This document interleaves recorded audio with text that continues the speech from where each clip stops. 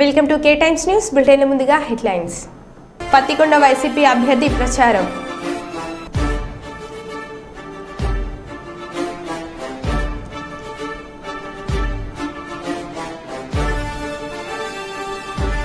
జగిత్యాల జిల్లా నాయకపుగూడెంలో ప్రమాదవశాత్తు మంటలు చెలరేగి గుడిసె దగ్నం.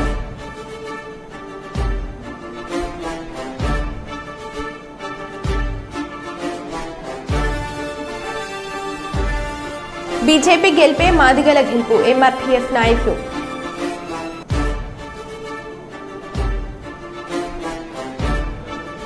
టీడీపీ కార్యకర్తలపై వైసీపీ నాయకుల దాడిని ఖండించిన గౌరవ్ చేతారెడ్డి. ఇక వివరాల్లోకి వెళ్తే, హనుమాన్ జయంతి సందర్భంగా నేడు ముసరంబాగ్ బస్తీ నుండి భారీ ఎత్తున ఉన్న హనుమంతుని విగ్రహంతో వీధి వీధి తిరుగుతూ జై హనుమాన్ అంటూ భారీ ఎత్తున బైక్ ర్యాలీతో ముసరంబాగ్ నుండి మల్కాపేట్ మీదుగా భారీ ఎత్తున ప్రజలు ఈ కార్యక్రమంలో పాల్గొన్నారు.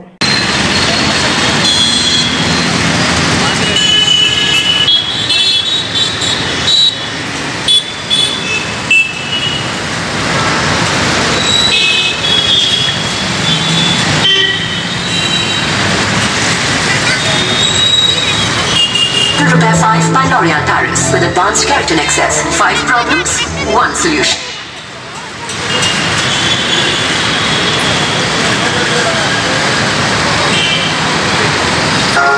मेरे प्रभु श्री राम का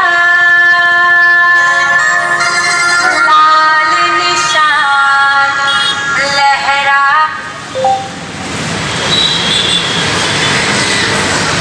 हनुमान चालीसा.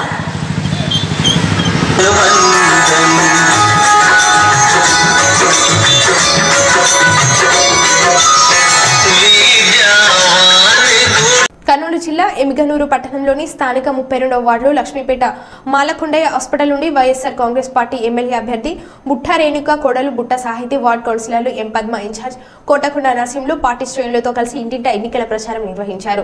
జగనన్న సంక్షేమ పథకాలతో ప్రతి ఇంటికి మేలు చేసిన ప్రభుత్వాన్ని మరోసారి ఆశీర్వదించాలని వైఎస్ఆర్ పార్టీ ఎమ్మెల్యే అభ్యర్థి బుట్టా రేణుక వార్డు ప్రజలకు విజ్ఞప్తి చేశారు. వ్యాపారులు, వృద్ధులు, మహిళలను ఆప్యాయంగా పలకరిస్తూ ప్రభుత్వ పథకాలు సక్రమంగా అందుతున్నాయని అడిగి తెలుసుకున్నారు. ఫ్యాన్ గుర్తుకు ఓటు వేయాలని కోరారు. ఈ సందర్భంగా ఆమె మాట్లాడుతూ ముఖ్యమంత్రి వైఎస్ జగన్మోహన్ రెడ్డి సంక్షేమ పథకాలను మధ్యవర్తుల ప్రమేయం లేకుండా నేరుగా లబ్ధిదారులకు అందజేశారని గుర్తు చేశారు.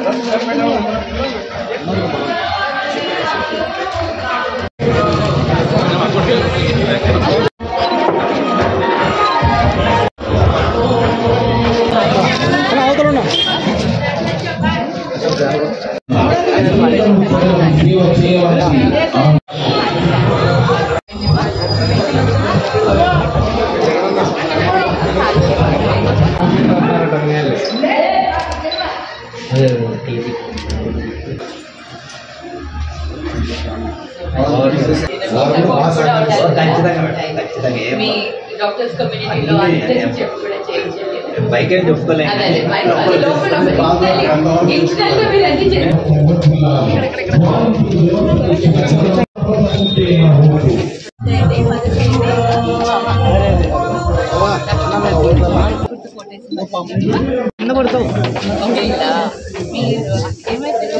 అన్నం పెడుతుంది.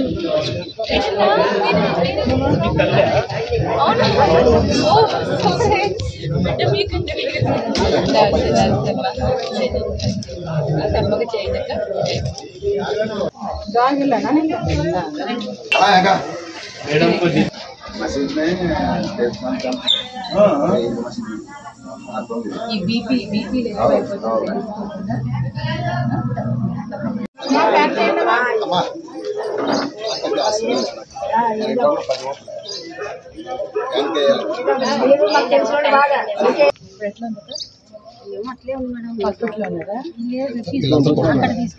అక్కడ ఉన్నారు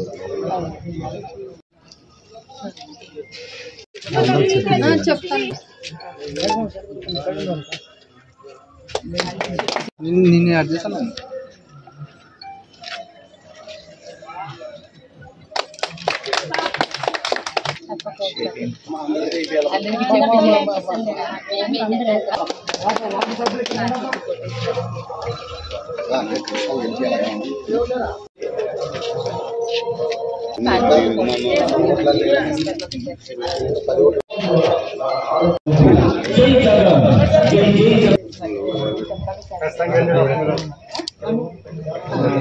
తీసుకోమండి చెప్పి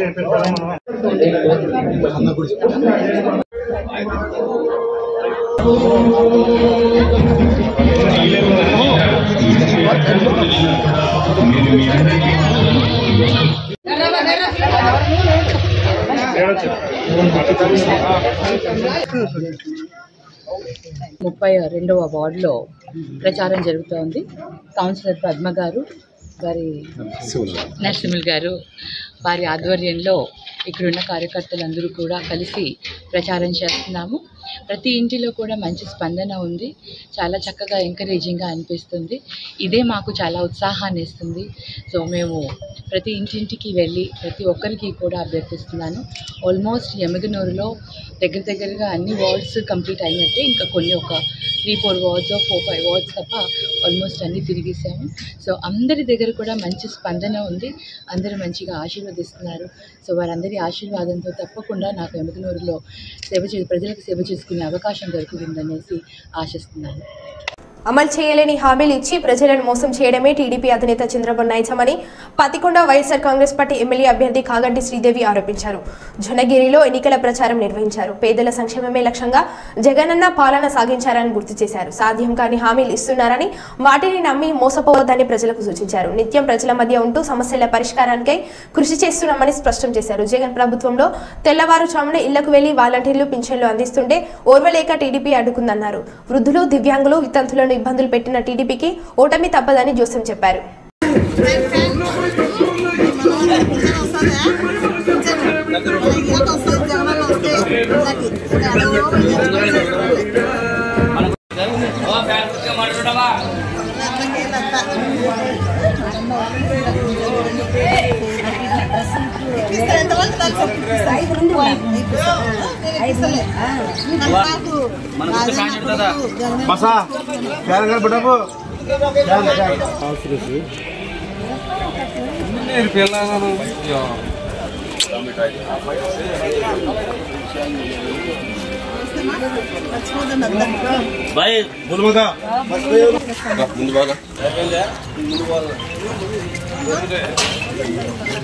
ముందు పాడు ముందు బిజీ ముందు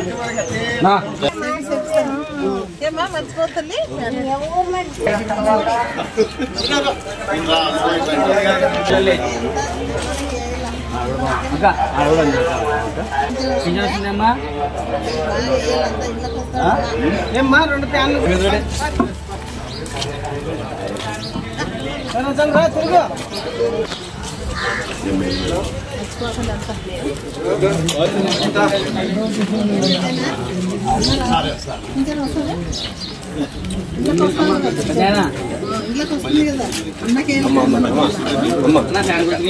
జగిత్యాల జిల్లా కొడిమ్యాల మండల కేంద్రంలోని బీజేపీ కార్యాలయంలో ఎంఆర్పీఎస్ మరియు బీజేపీ నాయకులు పాత్రికేయుల సమావేశం నిర్వహించి మాట్లాడుతూ ప్రస్తుత లోక్సభ ఎన్నికల్లో మాదిగలకు ఒక్క స్థానం కూడా కేటాయించని కాంగ్రెస్ పార్టీకి మాదిగల ఓట్లు అడిగే అర్హత లేదన్నారు. ఆత్మగౌరవం ఉన్న ఏ మాదిగ బిడ్డ కాంగ్రెస్ కు ఓటు వేయొద్దని అన్నారు. మాదిగల చిరకాల ఆకాంక్ష అయిన ఎస్సీ వర్గీకరణకు చట్టబద్ధత కల్పించే బాధ్యతను తీసుకున్న నరేంద్ర మోడీకి అండగా నిలబడాల్సిన బాధ్యత మాదిగ ప్రజల మీద ఉందని అన్నారు. మాన్య శ్రీ మందకృష్ణ మాదిగ గారి ఆదేశాల మేరకు కరీంనగర్ లోక్సభ అభ్యర్థిగా పోటీ చేస్తున్న బండి సంజయ్ గారిని కులమతాలకు రాజకీయాలకు అతీతంగా పెద్ద ఎత్తున ఓట్లు వేసి భారీ మెజార్టీతో గెలిపించాలని పిలుపునిచ్చారు. మండల అధ్యక్షుడు అన్న రవీంద్రన్న గారికి, అదేవిధంగా నరసింహారెడ్డి గారికి, తిరుపతి అన్న గారికి, పద్మక్క గారికి, ఉన్న ప్రతి ఒక్కరికి ఉద్యమ నమస్కారాలు. ఏదైతే బీజేపీ పార్టీ గెలిపే మాదిగ గెలుపుగా మాన్య శ్రీ మందకృష్ణ అన్న గారు పిలుపులో భాగంగా కొమ్మెల మండలంలో ఉన్న ప్రతి మాదిగ బిడ్డ బీజేపీ గెలిపి దిశగా ప్రతి ఒక్కరూ బీజేపీ పార్టీకి ఓటు వేసి బీజేపీని గెలిపించే విధంగా ప్రతి ఒక్కరూ కృషి చేయాలని చెప్పేసి ఈ సందర్భంగా తెలుసుకుంటూ ముగిస్తున్న జై మాదిగ, జై మందకృష్ణ మాదిగ. పార్లమెంటు పరిధిలోని కొణిదెల మండల కేంద్రంలో బీజేపీ ఎంఆర్పీఎస్ ఎన్నికల ప్రచారంలో భాగంగా గల ప్రెస్ మీట్ ఇక్కడ ఏర్పాటు చేయడం జరిగింది. ఈ ప్రెస్ మీట్ ముఖ్య ఉద్దేశం ఏదైతే కరీంనగర్ పార్లమెంటు బీజేపీ అభ్యర్థి బండి సంజయ్ గారికి ఎంఆర్పీఎస్ పూర్తిస్థాయిలో మద్దతు తెలుపుతూ ఈ కొడిమేల మండలంలో ఉన్నటువంటి అన్ని గ్రామాల్లో విస్తృతంగా ప్రచారం చేసి గౌరవనీయులు మందకృష్ణ మాదిగ గారి ఆదేశాలను మందకృష్ణ మాదిగ గారు ఏదైతే మనకు బలమైన ఆకాంక్ష ఎస్సీల బహిష్కరణ ఈ దేశ ప్రధానమంత్రి నరేంద్ర మోడీ గారు మరి మాదిగల విశ్వరూప మహాసభలో అదేవిధంగా మొన్న సుప్రీంకోర్టులో వాదనలు పూర్తి చేసుకొని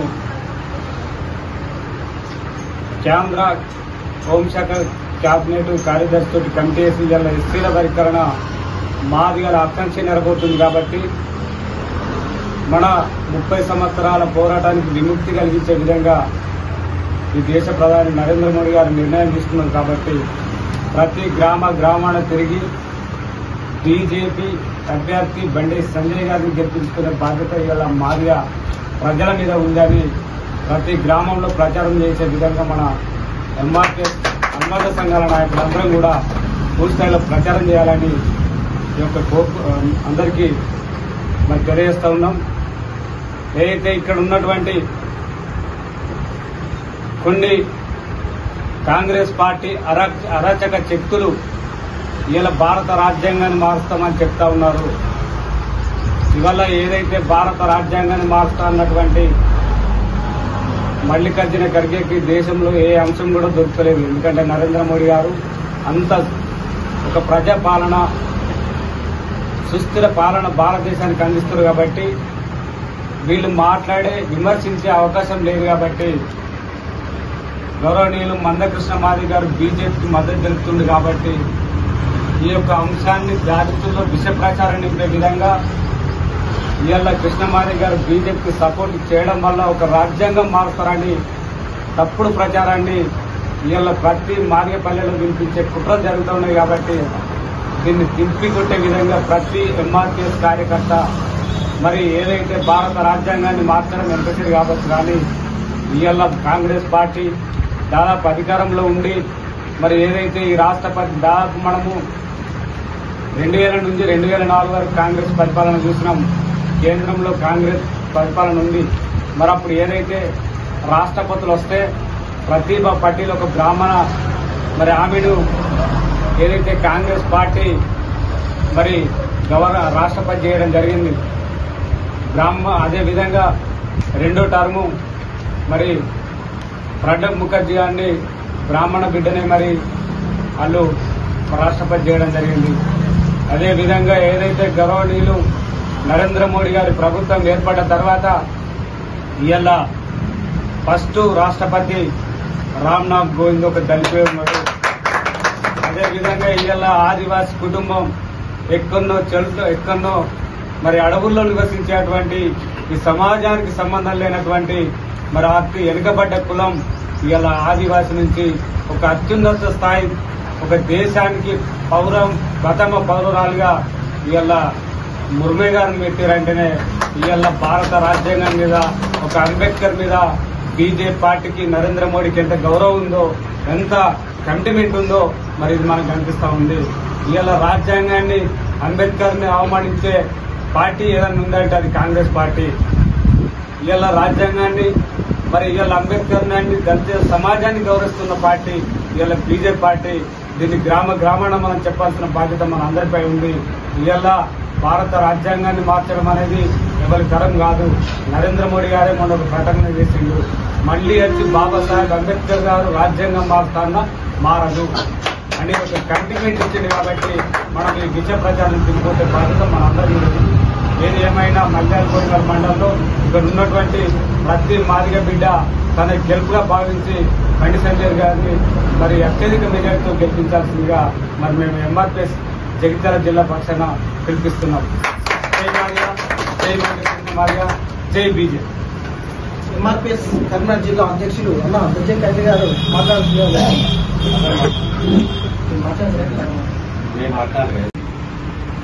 ఈరోజు కొడిమేల మండల కేంద్రంలో భారతీయ జనతా పార్టీ మరియు ఎంఆర్పీఎస్ ఆధ్వర్యంలో ఉమ్మడి ప్రెస్ మీట్, దీంట్లో ముఖ్యంగా ముఖ్య అతిథిగా పాల్గొన్నటువంటి మిత్రులు కరీంనగర్ జిల్లా ఎంఆర్పీఎస్ అధ్యక్షులు, సిరిసిల్ల జిల్లా అధ్యక్షులు, జగిత్యాల జిల్లా అధ్యక్షులు, అదేవిధంగా ఇక్కడి తోటి నా మిత్రులు ఎంఆర్పీఎస్ సోదరులందరికీ, అదేవిధంగా నా భారతీయ జనతా పార్టీ వివిధ హోదాలో ఉన్న అందరికీ, నా కార్యకర్తలందరికీ మరియు ప్రెస్ మిత్రులందరికీ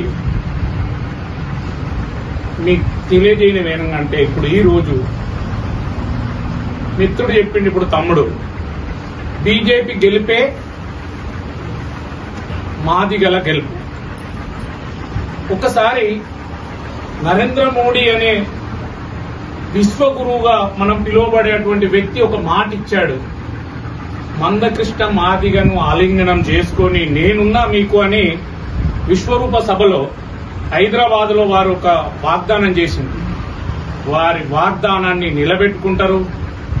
మీకు మీ వర్గీకరణ ఇంకా ఏదైనా ఎలా అయితే భవిష్యత్తులో మాదిగ ఉపకులాలు ఎస్సీలలో ఉన్నటువంటి వర్గాలకు ఎలాగైతే న్యాయం చేయాలనేది చిత్తశుద్దితో ఉన్నటువంటి భారతీయ జనతా పార్టీ స్టాండ్ మీద ఉండి ఈ ఎలక్షన్ లో వచ్చే నెల 13 తారీఖు నాడు లోకసభ ఎలక్షన్ లో ఇక్కడ గనక మనం భారతీయ జనతా పార్టీ అభ్యర్థి బండి సంజయ్ గారికి ఓటు వేసి ఆ రోజు మనం వారిని గనక గెలిపించినట్టయితే రేపు మనకు రాబోయే బిల్లు ప్రవేశపెట్టడం జరుగుతున్నప్పటికీ మరి మనకు సంబంధించిన ఆ సపోర్టింగ్ ఓటు ఆ ఒక్కటి కూడా మనకు అవసరమే. కాబట్టి ఎట్టి పరిస్థితుల్లో ఇక్కడ నేను మీ అందరికీ ఏం తెలియజేస్తున్నానంటే, ప్రతి ఒక్కరూ మీరు భారతీయ జనతా పార్టీని బలపరచండి, బండి సంజయ్ని గెలిపించండి. నరేంద్ర మోడీ గారికి కానుకగా మనం పంపించినట్లుంటే మీరు కోరుకున్నటువంటి ఏబిసిడి వర్గీకరణను చేసి తీరుతారని నేను విశ్వసిస్తున్నాను. ఎందుకంటే మనం చూస్తున్నాము, ఏ ఒక్కటి కూడా వారు చేసిన వాగ్దానాలలో ఇప్పటి వరకు మిగిలింది లేదు. చెప్పని కూడాము చాలా మటుకు చేసి చూపించినటువంటి ఘనత ఏదైనా ఉంది అంటే అది నరేంద్ర మోడీ గారికే చెందుతుంది, భారతీయ జనతా పార్టీకే చెందుతుంది. మరి మా పార్టీ మిగతా పార్టీ లెక్క 100 వాగ్దానాలు చేసి 10 నెరవేర్చి 90 అబద్దాలు ఆడే పార్టీ కాదు. 10 వాగ్దానాలు చేసి 50 అమలు చేసే పార్టీ ఏదన్నా ఈ దేశంలో ఉంది అంటే అది భారతీయ జనతా పార్టీయే. అందుకు మీరు విశ్వసించండి. శుభ పరిణామం ఏంటంటే రాబోయే కాలంలో మాదిగలు ఎప్పుడైతే భారతీయ జనతా పార్టీని విశ్వసించి ఈ పార్టీతోనే అవుతుందని నమ్మినరో, నేను మీ అందరికీ నా మండల పక్షాన నేను వాగ్దానం చేస్తున్నా, వమ్ము చెయ్యనటువంటి పార్టీ ఏదైనా ఉందో అంటే ఈ దేశంలో భారతీయ జనతా పార్టీ. అందుకోసం మరొక్కసారి మీరు ఆలోచించి ఓటేయండి. ఎవరో చెప్పినటువంటి నమ్మకండి. నరేంద్ర మోడీ ఏదన్నా ఒక చట్టం తీసుకొస్తున్నాడంటే అది పేదవాడి కోసం తీసుకొస్తాడు తప్ప పేదవాడికి వ్యతిరేకమైన చట్టాలు ఇంకోటి ఎప్పటికీ చెయ్యడు. బతికున్నంత వరకు భారతీయ జనతా పార్టీ ఆ సిద్ధాంతానికి వెళ్లదు. ఈ దేశంలో పేదలు లేకుండా ఉండాలి అని అన్నప్పుడు రిజర్వేషన్లు కొనసాగుతూనే ఉంటాయి కదా, దానికి ఇంకా డోకా ఎక్కడిది? అలాంటప్పుడు ఇవన్నీ మనం ఆలోచించుకొని మన పక్కింటోడు కూడా తప్పు చెప్పిండు, కాంగ్రెస్ కార్యకర్త వచ్చి ఇలా చెప్పిండు అని నమ్మకుండా మీరు మందకృష్ణ మాదిగ వారు పిలిపించిండ్రు. కాంగ్రెస్ పార్టీ ఆదిలాబాద్ పార్లమెంట్ నియోజకవర్గ అభ్యర్థి ఆత్రం సుగ్న నామినేషన్ సందర్భంగా నిర్వహించిన జనజాతర సభ విజయవంతం అవడంతో బీజేపీ పార్టీలో ఓటమి భయం చుట్టుకుందని, అందుకే ముఖ్యమంత్రి స్థాయి వ్యక్తులపైన అవాకులు చివాకులు పేల్చి చౌకబారు విమర్శలు చేసి గోడం నగేష్ ఆత్మవిమర్శ చేసుకోవాలని కాంగ్రెస్ పార్టీ జిల్లా అధికార ప్రతినిధి పస్ల చెట్టి డిమాండ్ చేశారు. ఇచ్చోడ మండల కేంద్రంలో కాంగ్రెస్ పార్టీ కార్యాలయంలో ఏర్పాటు చేసిన విలేకరుల సమావేశంలో మాట్లాడుతూ 30 సంవత్సరాల సుదీర్ఘ రాజకీయ ప్రస్థానంలో ఉమ్మడి ఆదిలాబాద్ జిల్లా ప్రజలకు గోడం నగేష్ చేసింది ఏమీ లేదని, 10 ఏళ్ల ప్రత్యేక పాలనలో టీఆర్ఎస్ బీజేపీ ఆదిలాబాద్ జిల్లాకు ఏనాడు ప్రత్యేక నిధులు సమకూర్చలేదని, అభివృద్ధికి దూరంగా ఉంచిన వారే అభివృద్ధి గురించి మేము మాట్లాడితే మాపై విమర్శలు చేస్తున్నారని, ఈ విధానం వైఖరి మార్చుకోకపోతే తగిన బుద్ధి చెప్తామని హెచ్చరించారు. ఓట్లు అడగడానికి పోతే జై శ్రీరామ్ అని మాట్లాడుతున్నటువంటి గెడం నాగేష్ గారు, మీరు నిన్నగాక మొన్న ఈ బీజేపీ పార్టీకి అద్దెకు వచ్చినారో ఎందుకు వచ్చినారో మాకు తెలియదు, కానీ ఇలా బీజేపీ పార్టీ కండువా కప్పుకున్నారు. మీరు ఎంపీగా ఉన్ననాడు ఆదిలాబాద్లో బైన్సా మండలంలో బైన్సా హెడ్ క్వార్టర్ మున్సిపాలిటీలో మీరు ఏ పార్టీకి ఓటేసినారు? తెల్లారి లేస్తే మీరు ఎంఐఎంను తిడతారు, ఇక్కడ ఉన్న ముస్లింలను తిడతారు. మరి ఆనాడు మీరు ఏ పార్టీకి ఓటేసినారు? ఎంఐఎంకి ఓటేయలేదా? ఇది గమనించండి. బీజేపీ ఎంఐఎం తొత్తు పార్టీలే, దానికి బీఆర్ఎస్ తోక పార్టీ, దానికి వంతవాడిన వాడు ఇలా మళ్ళీ మనల్ని రాముడి పేరు మీద వంచడానికి వచ్చిండు. ఆదిలాబాద్ పార్లమెంట్ ప్రజలారా, ఇప్పుడైనా గమనించండి, వాళ్ళ రాజకీయ వాళ్ళలో పడకండి. ప్రజాస్వామ్యాన్ని కాపాడుకుందాం, సెక్యులరిజాన్ని కాపాడుకుందాం. మే 13వ తారీఖు నాడు కాంగ్రెస్ పార్టీ చేతి గుర్తు మీద ఓటు వేసి తొలి ఆదివాసీ మహిళలను ఆదిలాబాద్ నుంచి పార్లమెంటుకు పంపదని ఈ సందర్భంగా మీకు విన్నవిస్తాము. పోయినవా పార్లమెంట్లో మీ పార్టీ తరఫున ఏమన్నా మాట్లాడినావా అని మేము అడుగుతున్నాం. ఈ రేవంత్ రెడ్డి గారికి క్షమాపణ చెప్పాలంటాడు. ఈ ఆదిలాబాద్ జిల్లాకు గిరిజన యూనివర్సిటీ ఇచ్చినందుకు క్షమాపణ చెప్పాలనా? ఆదిలాబాద్ జిల్లాను దత్తత తీసుకున్నందుకు క్షమాపణ చెప్పాలనా? కుట్టి తుమ్మిడిహట్టి ప్రాజెక్టులు కట్టినందుకు క్షమాపణ చెప్పాలనా? రిమ్స్ సూపర్ స్పెషాలిటీ హాస్పిటల్లో వైద్యుల నియామకం కోసం కేంద్రంతో మాట్లాడుతూ అన్నందుకు క్షమాపణ చెప్పాలనా? ఈ ఆదిలాబాద్ జిల్లా ప్రజలకి, ఆదిలాబాద్ జిల్లా విద్యార్థులకు క్షమాపణ చెప్పాల్సింది గెడం నాగేష్ గారు. ఈయన ఎంపీగా ఉన్ననాడు ఆదిలాబాద్ జిల్లాకు న్యాయంగా దక్కవలసిన గిరిజన యూనివర్సిటీ వేరే జిల్లాకు తరలిపోతే అడగడానికి పోతే నాతో పాటు 11 మంది విద్యార్థి నాయకుల మీద కేసు పెట్టించిండు. ఈ ఆదిలాబాద్ జిల్లా విద్యార్థులకు, ఈ ఆదివాసీ ప్రజలను నిలిచడానికి గెడం నగేష్ క్షమాపణ చెప్పాలని కాంగ్రెస్ పార్టీగా ఇవ్వాలని డిమాండ్ చేస్తాను. ఇంద్రవెల్లి ఘటన మీద మాట్లాడతాడు. మంత్రిగా నువ్వు ఉన్నావు అన్నాడు, కేబినెట్లో ఉన్నావు, ఉమ్మడి ఆంధ్రప్రదేశ్లో కానీ ప్రత్యేక తెలంగాణ వచ్చిన తర్వాత ఎంపీగా ఉన్నావు. మరి ఆనాడు 144 సెక్షన్ పెట్టి కనీసం ప్రజలను, ప్రజా సంఘాలను, ఆదివాసుల్ని, ఇంద్రవెల్లి అమరవీరులను యాడ్ చేసుకోవడానికి పోకుండా పోలీస్ ప్రొటెక్షన్ పెట్టి నిర్బంధించింది నువ్వు కాదా? అందులో నీ పాత్ర లేదా? ఇలా దయ్యాలు వేదాలు వాళ్ళు ఇచ్చినట్టు ఇంకా ఆదివాసుల మీద, అమరవీరుల మీద ప్రేమ ఉన్నట్టు చెప్తాడు. ఆ ఇంద్రవెల్లి అమరవీరులు ఎవరైతే ఏ భూమి కోసం, ముక్తి కోసం, ఈ విముక్తి కోసం పోరాటం చేసిండ్రో దానికి విముక్తి ఇచ్చింది తెలంగాణ తెచ్చుకున్నది కాంగ్రెస్ పార్టీ. వాళ్ళకి 60 పట్టాలు ఇచ్చింది కాంగ్రెస్ పార్టీ, వాళ్ళకి ఇందిరమ్మ ఇల్లు ఇచ్చింది కాంగ్రెస్ పార్టీ. ఇవన్నీ తెలకుండా ఓట్ల కోసమే బబ్రజమానం భజగోవిందం అన్నట్టు రాముడి పేరు మీద చెప్పి ఓట్లు అడుగుతూ ఇలా ఆదివాసులని ఇంకా అస్థిరతకు గురి చేసే ప్రయత్నం గౌరవ భాజపా అభ్యర్థి చేస్తున్నాడు. ఇప్పటికైనా మానుకోండి. అభివృద్ధి మీద చర్చించడానికి మీకు దమ్ము, ధైర్యం ఉంటే మీ 32 సంవత్సరాల రాజకీయ జీవితంలో మీరు చేసిన అభివృద్ధిని మీరు చూపెట్టండి.